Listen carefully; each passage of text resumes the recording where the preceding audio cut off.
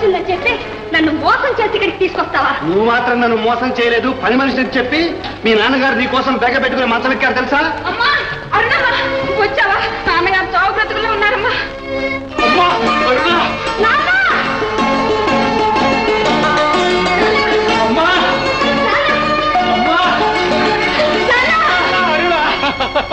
వచ్చావా తల్లి? వచ్చావా? వచ్చాను నాన్నగారు, వచ్చాను. నువ్వు తిరిగి వచ్చావు, నా గొంతుకులో ప్రాణం పోసావు తల్లి. నువ్వు లేకుండా ఇన్నాళ్ళు ఇంట్లో నరక యాత్ర అనుభవించావు. ఆ భగవంతుడే నేను ఇక్కడికి తీసుకొచ్చాడు. ఈ ఇంటికి నా గట్టికి మళ్ళీ వెలుగు ప్రసాదించాడు తల్లి, వెలుగు ప్రసాదించాడు. లక్ష్మి, ఓబయ్య, మన ఇంటికి మళ్ళీ వెలుగు. అరుణమ్మ గారిని తీసుకొచ్చి అప్పగించి నా అబ్బాయ్యా బాబు. అలాగా బాబు, కూర్చో. లక్ష్మి, వారి కాఫీ పలహారాలు చూడు. అమ్మా అరుణ, ఇలా ఒకసారి అమ్మా కూర్చో బాబు.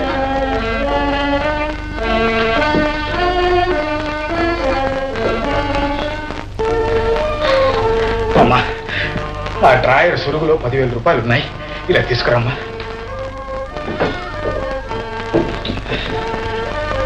ఎందుకు నాన్నగారు? నీ ఆచూకీ చెప్పిన వాళ్ళకి గాని, నిన్ను అప్పచెప్పిన వాళ్ళకి గాని 10,000 రూపాయలు బహుకరిస్తామని ప్రకటించానమ్మా. నా కోసం బహుమానం ప్రకటించారా? అవునమ్మా, డబ్బాశ లేనిదే నీ గురించి ఎవరైనా ఎందుకు పట్టించుకుంటారమ్మా? ఇలాగే నాన్నగారు, ఇంత ఉపకారం చేసిన వారిని నేనే స్వయంగా సత్కరిస్తే బాగుంటుంది. మీరు విశ్రాంతి తీసుకోండి.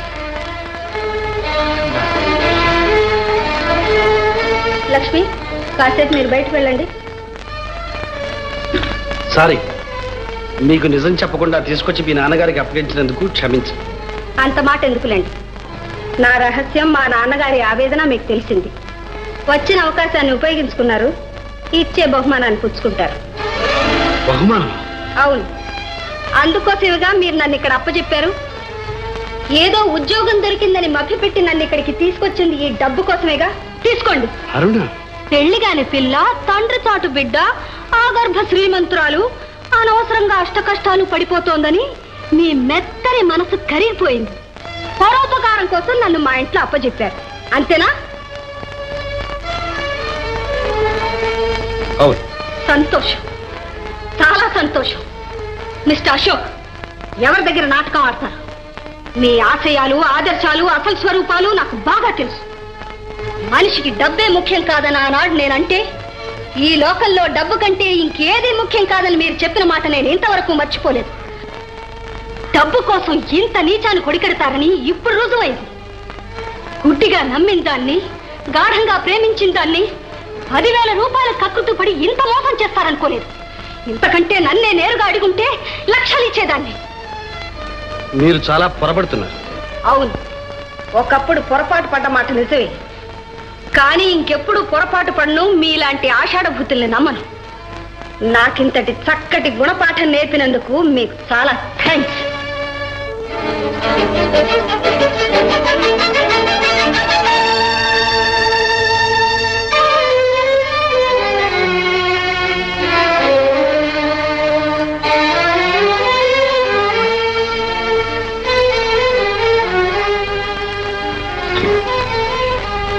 సార్,